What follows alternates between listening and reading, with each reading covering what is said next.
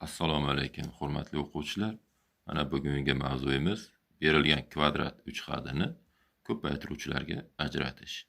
Ya'ni har qanday kvadrat uchxatni quyidagi ko'rinishda yozish mumkin. Ya'ni x minus x1 ko'paytirilgan x minus x2.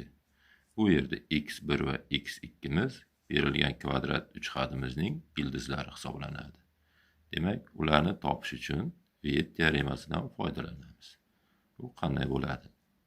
x1 ko'paytirilgan x2 har doim teng bo'ladi erkin xat qiymatiga, ya'ni 12 ga.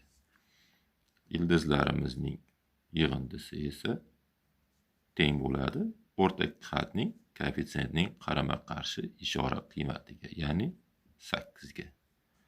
Bundan kelib chiqadiki, x1 va x2 ning qiymatlari x1 teng 6, x2 teng 2. Ya'ni 6 ga 2 ni ko'paytirsak 12, 6 ga 2 ni qo'shsak 8.